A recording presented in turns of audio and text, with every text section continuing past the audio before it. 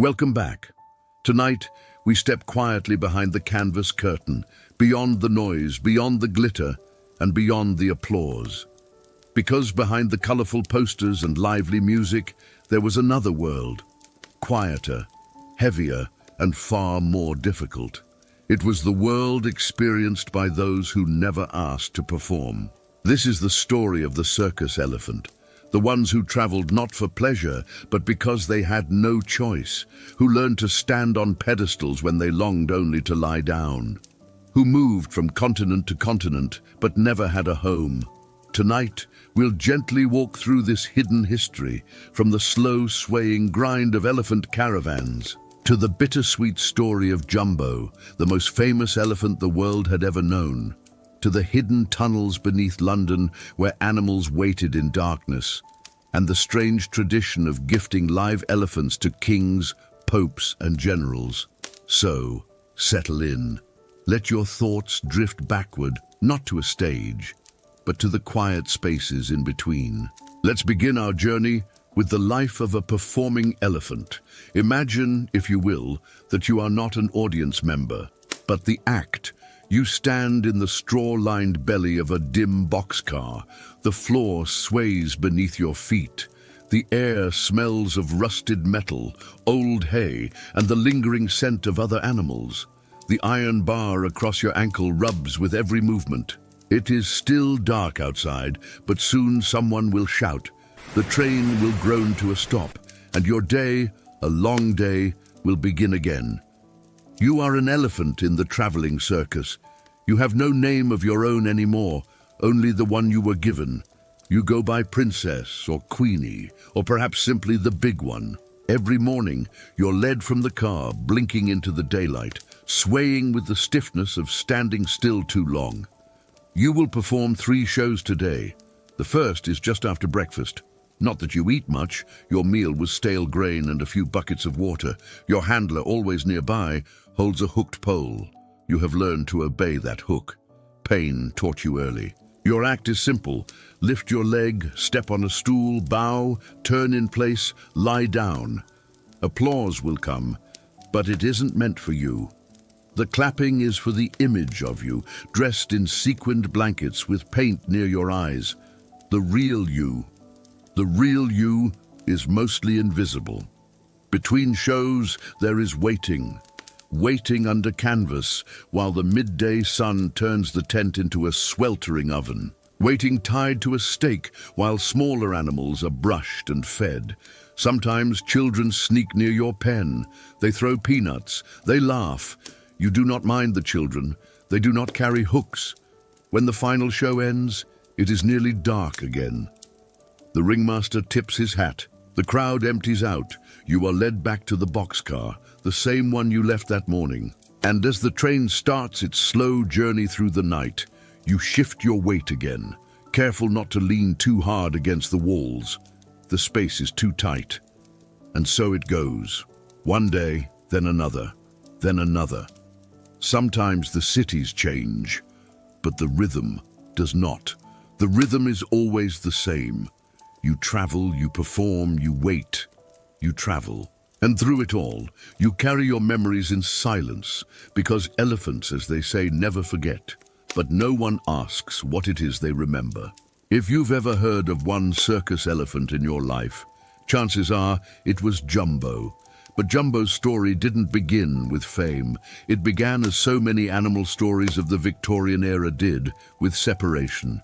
He was born sometime around 1860, likely in what is now Eritrea or Sudan, a wide landscape of dry grasses, thorny acacia trees, and orange dust that clung to the skin. There, African elephants roamed in family herds, close-knit groups that stayed together for decades. Jumbo was born into one of these herds, and like all young elephants, he likely never strayed far from his mother's side. But by the early 1860s, there was a growing appetite across Europe for wild animals, and not just birds and monkeys. The British and French empires were turning their eyes toward the large, the rare, the exotic. Jumbo was captured when he was just a calf. Accounts differ slightly. Some say his mother was killed by hunters, others that the young Jumbo was simply taken after being separated. Either way, he was soon loaded onto a ship, one of many animals bound for the European continent. From there, his life became a string of cages. At first, he arrived at the Jardin des Plantes in Paris. Small and sickly from the journey, he received treatment from keepers who were, by Victorian standards, unusually gentle. But Paris was not to be his home. Within a few years, he was traded to the London Zoo in exchange for a rhinoceros. It was in London that Jumbo grew and grew. By the time he reached adulthood, he stood over 10 feet tall at the shoulder and weighed around 6 tons. Visitors to the zoo were astonished. This was not just any elephant. This was the largest elephant anyone in Britain had ever seen. Children adored him. He was given the nickname Jumbo, possibly from a combination of African words, or perhaps simply as a kind of onomatopoeia for his immense size. Either way, the name stuck, and eventually became shorthand for anything massive. Each day, Londoners came to the zoo just to see him. Queen Victoria's children rode on his back in a wicker carriage. He was quiet, patient, and seemingly gentle, but behind his dark, heavy-lidded eyes, something had begun to shift. As he aged, Jumbo became increasingly distressed. Some nights, he refused to enter his enclosure. He would stand in the open zoo yard, rocking from foot to foot, swaying, a behavior known now as zoochosis, a sign of psychological trauma in captive animals. He would lash out at his handlers, charge the iron bars, trumpet in distress. The public didn't see these episodes, but his keepers did, and they grew worried. In 1882, the London Zoo decided to sell Jumbo.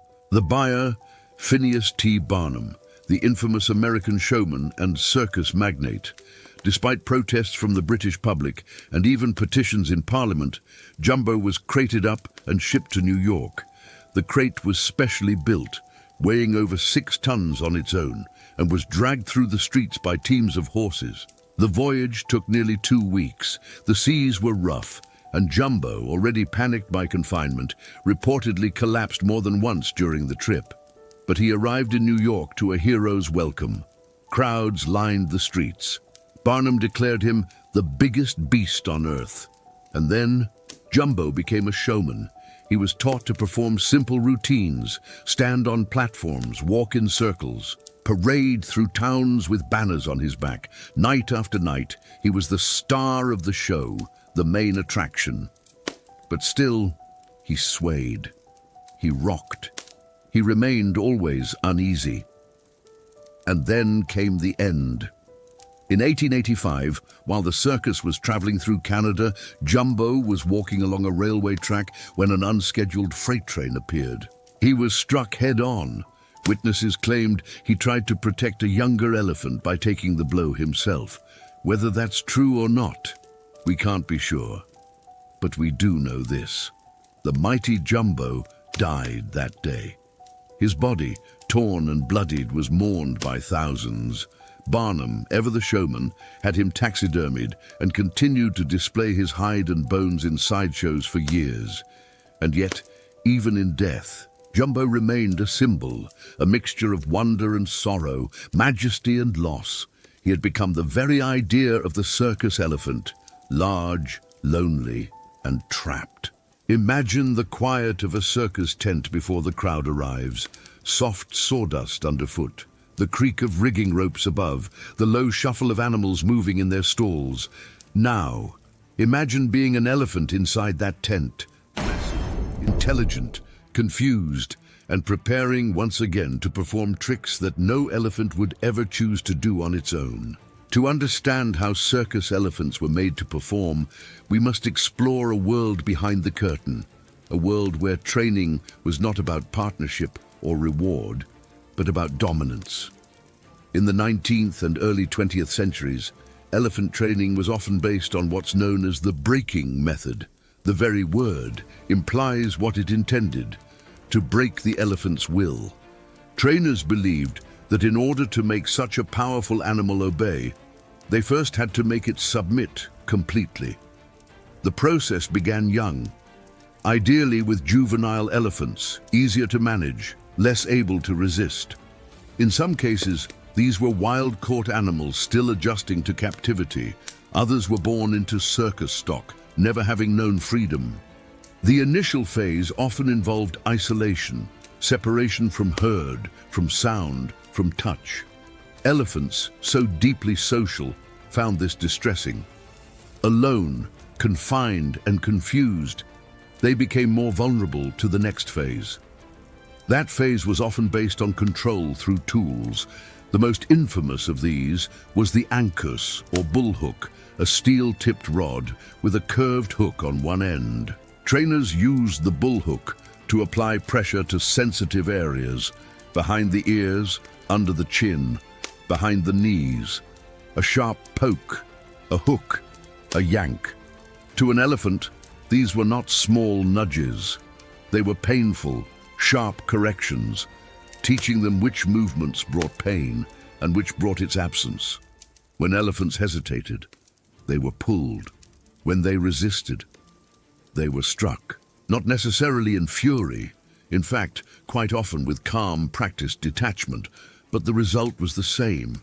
There was also the jab stick, the chain, and the hot shot, a device that delivered electric shocks, used more in later decades. In time, elephants learned to associate each command, each whistle, each gesture, with either pain or relief. Stand here and nothing hurts. Refuse, and the pokes begin. They were taught to sit on stools, to stand on their heads, to carry performers in their trunks, to walk in perfect circles, and above all, to never step out of line. In public, this training was often disguised with charm. Trainers smiled, audiences clapped. Children laughed at elephants in hats and sequined drapes. But behind the scenes, the training was relentless. A constant pressure to obey, a system of punishment cloaked as performance. And what of the psychological toll? Elephants began to show signs of chronic stress, swaying, rocking, weaving. Repetitive motions with no clear purpose, called stereotypic behavior. Some stopped eating, some became aggressive, some simply shut down, standing motionless for hours. There are even accounts of elephants quietly weeping, tears leaking slowly from their eyes, with no apparent physical cause. Over time, some snapped. Trainers were attacked, performers injured. A few elephants escaped and rampaged, often with fatal consequences for both animals and humans. And yet, the shows went on. For audiences, it was still a fantasy, a parade of happy elephants, obedient, playful, trained. But inside the tent, under the lights, every raised foot, every balanced ball, every bow was a gesture forged in discomfort. The most tragic part, elephants remember.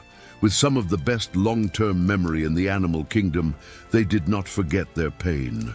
They carried it with them, day after day, show after show, quiet, dutiful, miserable.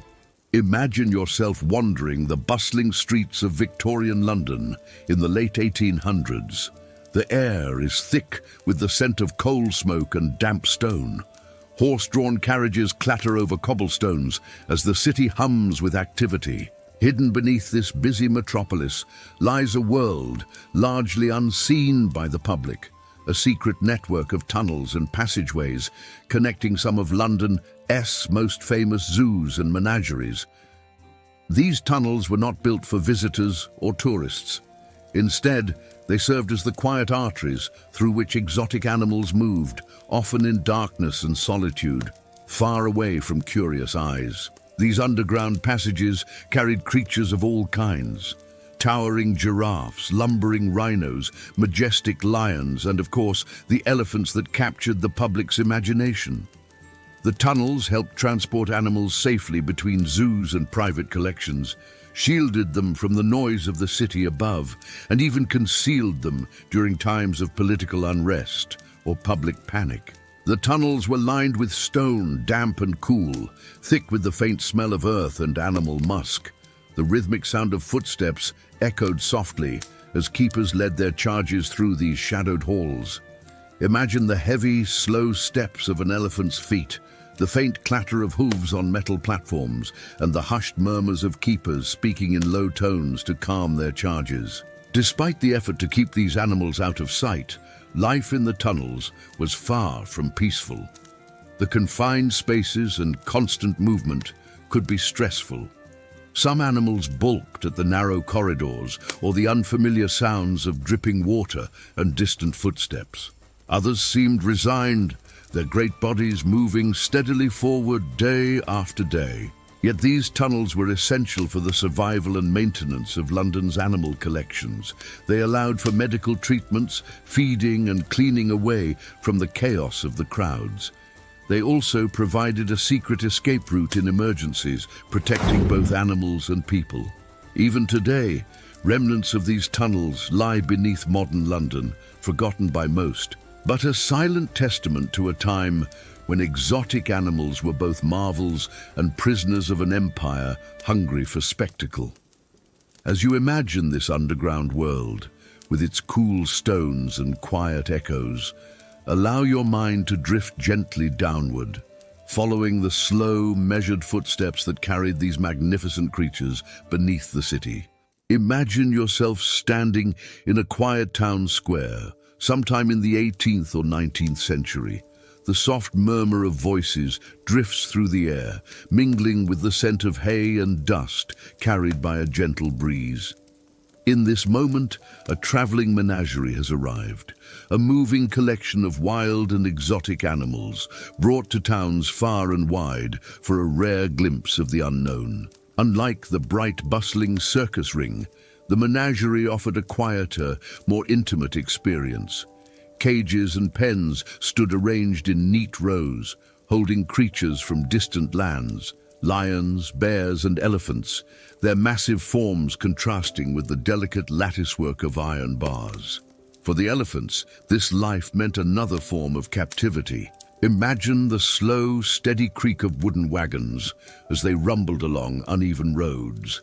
The elephants standing inside, confined and chained, their immense bodies pressed against the tight spaces. The travel was long and tiresome, with little chance for rest or familiar comforts. The menagerie owners were often practical businessmen. Their eyes focused more on the numbers on a ledger than the well-being of the creatures they displayed. Elephants, being large and costly to maintain, were considered valuable investments, paraded gently for paying visitors, sometimes coaxed into simple tricks to capture the public's wonder. Yet behind the spectacle was a rhythm of hardship. The constant movement disrupted any sense of stability. Food was sometimes scarce or unfamiliar. Veterinary care was rudimentary at best. Injuries and illness could mean the end of an elephant's career, often resulting in silent removal or sale. Still, for many who watched, the arrival of a traveling menagerie was a moment of marvel, an opportunity to witness creatures that otherwise would remain distant and mysterious. And for the elephants, it was a life suspended between worlds, majestic yet constrained, wild yet forced into unfamiliar roles.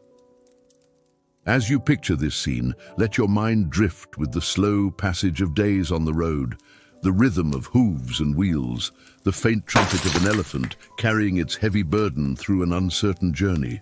Imagine yourself transported to a grand palace several centuries ago, where the walls are adorned with intricate tapestries and gilded carvings, and the air carries the faint fragrance of incense and wax candles burning low in crystal sconces.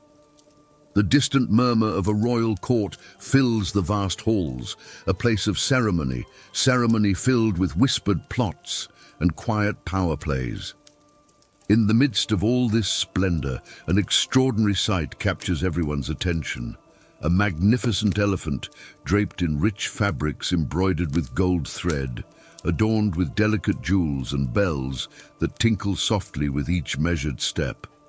This elephant is no ordinary animal. It is a living symbol of power and prestige, a prized possession of kings and queens who coveted the exotic as a marker of their influence far beyond their own lands. The elephant's slow, deliberate movements mimic a dance, guided by the subtle commands of its mahout, the skilled trainer and companion who spent years shaping the elephant's behavior with patience, discipline, and sometimes harsher methods that were all too common in the period. Picture the elephant's massive feet pressing softly against polished marble floors, the surface cool and unyielding beneath its weight. Its trunk curls gracefully in the air, waving gently as if acknowledging the admiring nobles gathered around, their silks rustling and jewels sparkling in the flickering torchlight.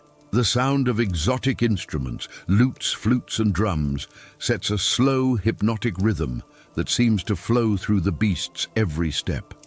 In this dance, the elephant is at once a creature of nature and a crafted spectacle, blending strength with elegance. Yet beyond the dazzling show, the life of an elephant at court was filled with contradictions. The animal was a creature of immense intelligence and sensitivity, but also one shackled by the demands of its royal keepers. The training process was long and often unkind, patience mixed with discipline, rewards interlaced with punishments to ensure that the elephant obeyed without question. Imagine the endless hours spent confined in stables, the heavy chains that might have restricted its movements when not performing, and the routine of repetition to reinforce behavior. The royal courts prized these elephants not only as performers, but as political trophies. They were gifts exchanged between rulers as tokens of diplomacy and power, symbols of alliances sealed or messages sent across distant kingdoms. In some courts, elephants became almost mythical creatures, figures of fascination and awe that transcended their physical presence, inspiring stories and legends among the courtiers and common folk alike. Imagine standing beside the marble balustrade, watching the elephant perform under the grand chandelier's glow. The rhythm of its dance is slow and steady, hypnotic in its grace, contrasting with the whispers among the crowd about the creature's origins. Jungle lands, faraway dangers faced during the long journey, and the taming of a wild spirit. Despite the lavish adornments and grandeur, there is an unspoken truth. This life of courtly entertainment came at a great personal cost to the elephant. Its existence was one of constant attention but limited freedom, where every movement was controlled and every moment scheduled. Feeding times, training sessions, and public appearances were all carefully orchestrated, leaving little room for natural behaviors or the quiet pleasures elephants might have known in the wild. The court may have marveled at the spectacle, but behind closed doors, the elephant's world was often lonely, filled with the dull ache of confinement and the pressures of relentless expectation. Over time, as kingdoms rose and fell and tastes shifted, the role of elephants at court evolved. Some continued as living symbols of power, while others found their way into the burgeoning world of traveling menageries and circuses, where their performances became more elaborate and their lives even harder. Yet the memory of those magnificent dances at royal courts remains a poignant reminder of a time when beauty, power, and captivity were intertwined in complex and often troubling ways. Imagine the echoes of that era fading slowly into the past, the elephant's gentle steps replaced by the clatter of circus wagons and the roar of crowds. As this chapter closes, we gently move forward to explore the next phase of the elephant's journey, one where the glitter of performance conceals a darker reality behind the big top. Imagine yourself stepping into a bustling circus ground in the late 19th century, just as twilight softens the sky into a gentle blue. The air is thick with a mingling of scents: sawdust, faint perfume, roasting nuts, and the distant aroma of horses. Excited murmurs rise from the crowd, children tugging at their parents' hands, while workers move with practiced efficiency, preparing for the evening spectacle. Brightly colored tents ripple gently in the breeze, their striped canvas glowing softly beneath strings of warm, glowing bulbs. At the heart of this lively scene is the big top, the grand tent where the Circus star performers will soon take center stage. Among them, the elephants, towering, majestic, yet always restrained, stand waiting, their massive forms silhouetted against the dim light.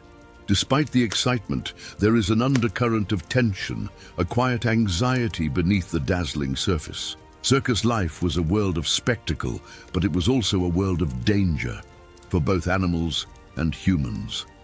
Elephants, in particular, were creatures of great strength and complex emotions, but also creatures prone to stress and confusion, especially when confined and surrounded by noise and flashing lights. Accidents were a tragic but frequent occurrence, sometimes sparked by a simple misunderstanding, other times by a sudden fright that would ripple through the herd. Imagine then the sound of an unexpected noise, a sharp crack or a sudden shout, breaking through the rehearsed calm. The elephant, startled, might react instinctively. A ripple of panic could spread quickly, a chain reaction in these enormous animals whose power is immense, but whose control in moments of fear is fragile. Stampedes, once they began, were chaotic and terrifying. The ground trembled beneath the pounding feet, dust rising in swirling clouds that caught the fading light. People scrambled for safety as the great creatures surged forward, their strength unstoppable in such moments. The very features that made elephants so majestic, their size, their force, could become a source of danger. Trainers and handlers who worked tirelessly to keep the animals calm and obedient were often the first to be caught in the chaos. Their voices, usually gentle and commanding, might be lost in the roar of the crowd and the trumpeting of frightened elephants. In the worst incidents, lives were lost, both human and animal, reminders of the precarious balance between showmanship and safety.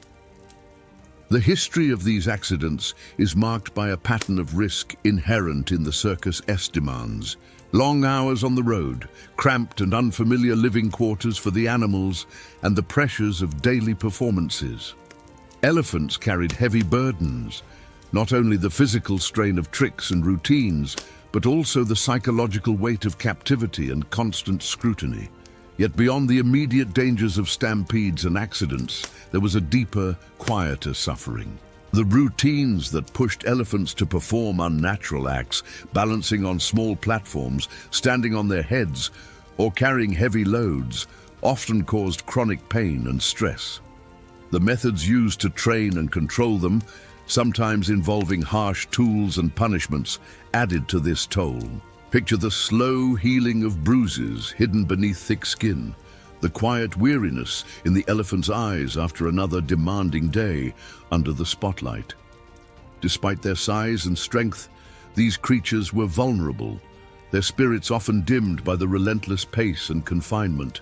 Circus owners and audiences alike celebrated the spectacle, rarely seeing the hidden hardships behind the scenes. But those who lived closely with the elephants, trainers, caretakers, and sometimes the animals themselves, knew the true cost.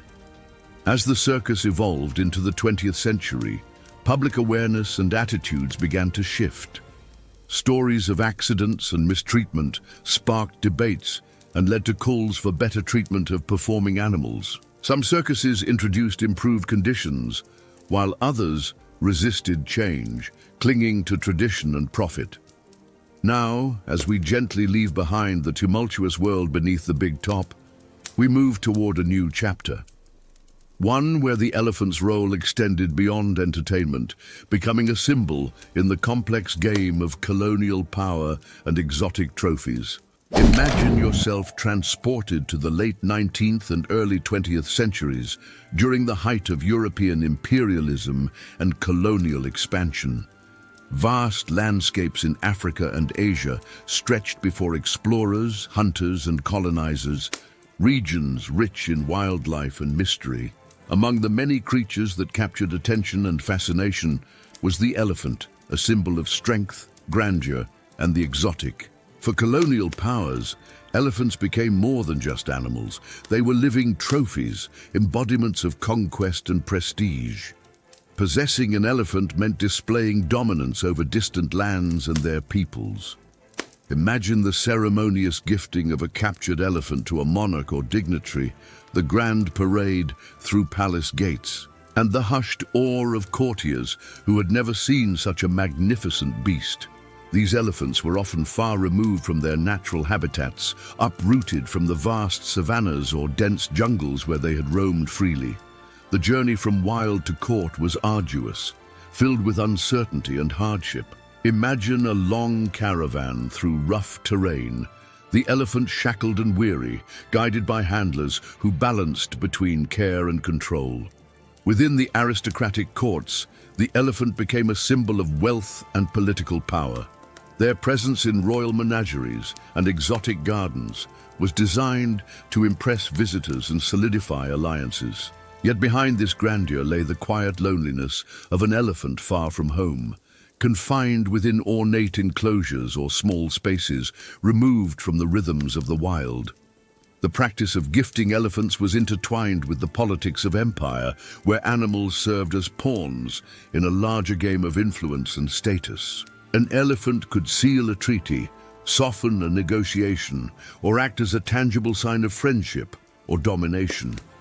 The gifts carried deep messages, but also bore a heavy cost for the animals themselves. Imagine the elephant's daily life amid this aristocratic splendor: restricted movements, a diet different from the natural forage, and constant attention from curious onlookers. The heavy chains and elaborate collars worn by these elephants were symbols not only of captivity, but also of control, reflecting their role as trophies rather than free beings. This segment of history reveals the complex relationship between humans and elephants, where admiration mingled uneasily with exploitation. The elephant was admired for its majesty and strength, but was also a reminder of the human desire to possess and display power. As we consider this era, picture the contrast between the freedom of elephants in the wild and the constrained lives led by those gifted as tokens of empire. The grandeur of the courts could never quite mask the quiet sadness and the exhaustion that came with such captivity. With this reflection, we gently transition to the age when the circus and its elephants intersected with new technologies and changing cultural narratives. Imagine yourself stepping into the early 20th century, a time when the world was rapidly changing. New inventions like cinema and radio were beginning to shape how people saw the world, bringing distant places and extraordinary spectacles into everyday life. Circuses, once traveling wonders of live performance, found themselves at the crossroads of this evolving entertainment landscape. Elephants remained central stars in the circus, their massive forms and trained tricks capturing the imagination of audiences young and old. But their presence now carried new layers of meaning as film and propaganda began to weave elephants into broader cultural stories. Picture a circus elephant standing under the bright, harsh lights of an early film set. These animals were often filmed performing tricks, paraded as symbols of exotic adventure and human mastery over nature. The silent films showed elephants balancing on barrels, standing on their hind legs, or painting simple pictures with their trunks. The footage captivated audiences who had never seen such creatures in person, spreading the image of the circus elephant far and wide. But behind the camera lens, the lives of these elephants were still filled with hardship and routine. Imagine the long hours of training, the repetitive nature of the performances, and the strict discipline enforced by trainers. The bright smiles of the audiences contrasted sharply with the exhaustion and sometimes fear the elephants felt beneath their grand appearances. During times of war and political upheaval, elephants were sometimes enlisted in propaganda efforts. They appeared in posters, films, and exhibitions designed to evoke strength, endurance, and loyalty. The image of a powerful elephant became a metaphor for nations, steadfast, mighty, and unyielding. And this use of elephants reflected human desires to find symbols that could rally spirits and create unity amid uncertainty. Yet, even as elephants gained this symbolic importance, their individual stories remained ones of captivity and control. The circus lifestyle demanded constant travel, performing in different towns and cities with little rest or reprieve. Imagine the cramped train cars, the unfamiliar noises, and the strange smells that followed these animals from place to place. Their health and well-being were often compromised for the sake of spectacle. The demands of the show required elephants to suppress their natural behaviors, to move and act in ways dictated by humans rather than instincts. The contradiction between their majestic nature and the realities of their captivity was a silent tension behind the scenes. As cinema grew into a dominant form of mass entertainment, the portrayal of elephants in film helped shape public perceptions. They were seen as magical creatures, sources of joy and amazement, yet the complexities of their lives behind the curtain remained hidden from view. Imagine the elephant's steady breathing amid the noise of the circus ring, the crowd's applause fading as the show moves on. The age of film and propaganda added new chapters to the story of circus elephants, blending fascination with exploitation. As we leave this era behind, we turn our attention to the quieter moments when the bright lights dimmed and the elephants faced life beyond the show. Imagine, if you will, the circus lights dimming, the roar of the crowd fading into a gentle hush. The spectacle has ended for the day, and the performers, both human and animal, retreat to quieter spaces. For the elephants, the show's end did not always mean rest or comfort, but rather a new chapter filled with uncertainty. Many elephants spent their twilight years far from the applause, tucked away in remote parts of circus grounds or hidden animal compounds. Picture an elephant standing quietly beneath a sprawling tree, the soft rustle of leaves blending with the distant sounds of human voices and the occasional creak of circus wagons. Here, the elephant's massive frame moves slowly, muscles tired from years of performance, carrying the invisible weight of a lifetime in captivity. Retirement for circus elephants was often far from peaceful. Unlike humans whose lives might be eased into quieter rhythms, elephants faced challenges unique to their species and circumstances. Some were left to wander small enclosures, spaces far smaller than their natural habitats, with little stimulation beyond the familiar sights and smells of the circus environment. Others were sold or traded, sometimes ending up in zoos, private collections, or even traveling menageries once again. Imagine the loneliness that might settle in during these years. Elephants are deeply social creatures, thriving in complex herds with strong bonds and rich communication. Separated from their families and natural environments, they faced isolation that could affect their spirits and well-being. The bonds they had formed with their trainers and fellow animals were often strained or severed in retirement. Some lucky elephants found refuge in sanctuaries, places dedicated to their care and comfort. These sanctuaries sought to mimic the rhythms and environments closer to what elephants might experience in the wild. Gentle slopes, open spaces, water sources for bathing, and companions for socializing. Imagine the quiet satisfaction of an elephant feeling cool water on its skin, the sun warming its back, surrounded by the soft sounds of nature. Yet, for many, the scars of their past lives remained. Physical ailments from years of chains and hard surfaces, emotional wounds from years of confinement and performance, all lingered in quiet ways. Imagine the slow, measured pace of recovery, the steady rhythms of daily care, and the occasional glimmers of peace. Retirement also reflected broader changes in society's views on animal welfare. As awareness grew about the realities of circus life, more people advocated for the humane treatment of animals and the end of exploitative performances. Imagine the shifting attitudes, once indifferent crowds replaced by thoughtful observers, calls for compassion rising alongside changes in laws and regulations. This evolution led to a gradual decline in the use of elephants in circuses in many parts of the world. Circus companies adapted or closed, and a new chapter began, one that acknowledged the cost of past spectacles and sought to give elephants a gentler future. As we reflect on the quiet years after the show, we gain perspective on the resilience and dignity of these majestic creatures. Their stories remind us of the delicate balance between wonder and responsibility, and the importance of kindness in all forms of companionship.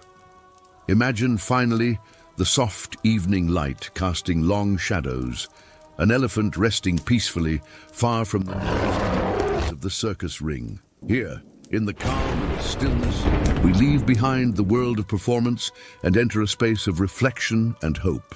And so, as the curtain falls on our long and wandering journey, we step back from the glittering ring and look out across the quiet landscape of history. From the dazzling illusion of the circus tent to the damp wooden planks of the boxcar floor, from the strange tunnels beneath Victorian zoos to the royal gardens where elephants once strolled as status symbols, we have walked gently beside these creatures through time. You may find your thoughts drifting now, softly following the path of a great grey figure moving slowly through the mist. Its ears flap lazily in the early light, and with every heavy footstep, the echoes of history grow fainter. What once was loud becomes still. What once demanded becomes quiet. The spectacle ends, not with applause, but with rest. The lives of circus elephants were shaped by the hands of men, by the ambitions of empire, by the hunger for wonder, and the rhythms of a restless age. And yet through it all, the elephants endured, with memory, with grace, and with a kind of silent protest against the roles they were made to play.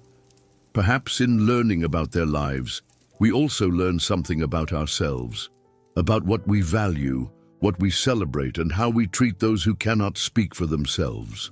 Tonight you may carry with you the gentle weight of those stories. Let them settle beside you like a soft wool blanket. Let them drift and blur at the edges. Outside your window, the world is quiet. Inside, your breath is steady, your eyes heavy.